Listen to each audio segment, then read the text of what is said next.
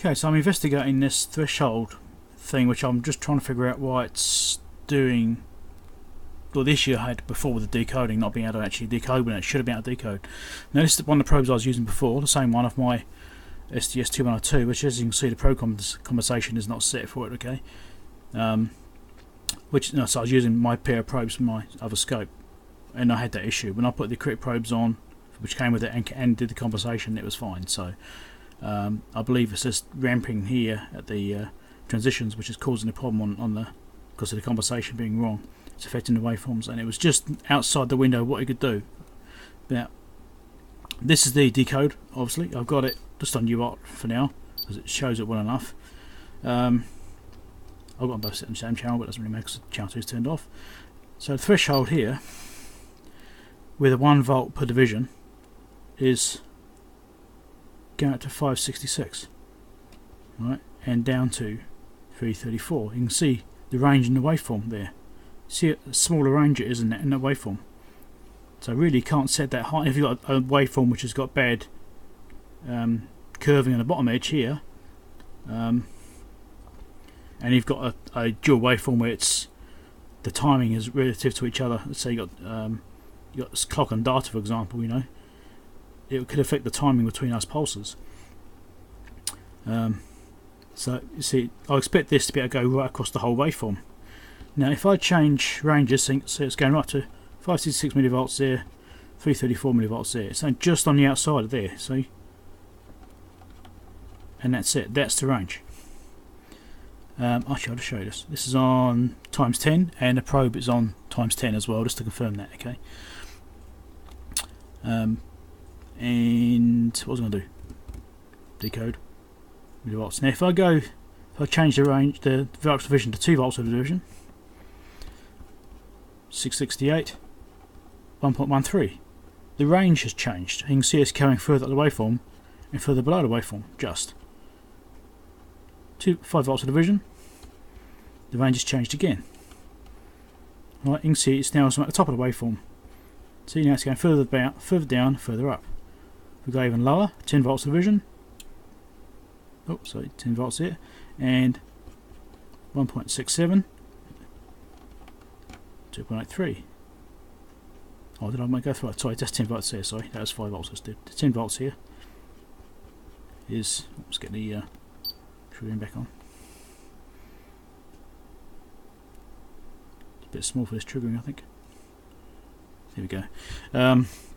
So 3.34 minimum. 5.66. See, now it's carrying the full waveform absolutely fine. No issue with threshold. Right. Again, a 5 volt range, right below to almost at the top. So actually, on a 5 volt range, it's a bit narrow. Okay, so 2 volt range, it's only, not even halfway up the waveform, and then just below it. 1 volt range, just intersecting the bottom edge, and only what, a fifth of the way up it.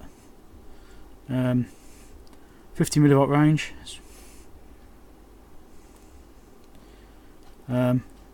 Still within the waveform, you can't actually go off the bottom. I do. We'll say probably about a sixth or so, sixth of the way up the waveform. 376 millivolts, minus 74. Alright, so if there's a DC offset on that waveform, you can't set it. Which is probably why when I was doing that decoding before and I had problems getting it to work, I found actually I think I had, I did actually have 500 millivolts division, was where I found I could get it to work when I was doing that waveform. I think I couldn't set the upper limit or something. I can't remember what I said there, but I think it was on the SPIs or something I couldn't set. But so that range is changing depending on which vertical division ratio you got here. Now it's only 75 millivolts, so it's not just going above the bottom level, and it's not actually going below it. Not with that waveform there. So that is why that is being a bit funny. That's why it's inconsistent. It works, no, it doesn't. Well, yeah, it's this seems to be the issue here. See that level there, 5 volts of division, it's almost okay. 10 volts is fine. Now it can go above and below it, but it's a bit hard to set that in the right place if you've got a noisy waveform, well, visually at least. Right there, it's okay.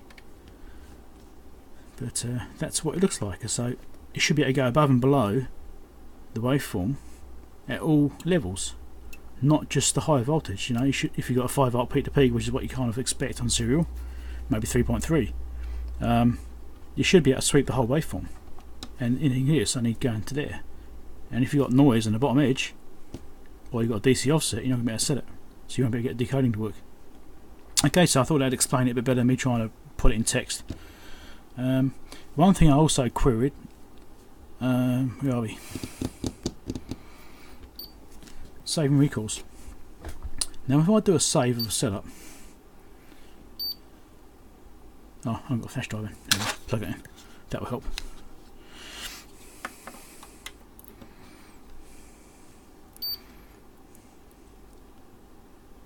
Give it a chance to catch up.